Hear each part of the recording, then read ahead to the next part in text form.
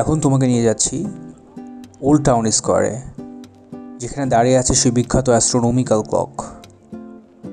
যখন ঘড়ির কাঁটা বাজে তখন যেন সময়টা একটু থেমে যায়। হাজার হাজার মানুষ থমকে দাঁড়িয়ে থাকে এবং দেখতে থাকে 1000 বছরের পুরনো ঘড়ি এখনও কেমন করে নিখুঁতভাবে চলছে। ইতিহাস যেন হঠাৎ জীবন্ত হয়ে ওঠে।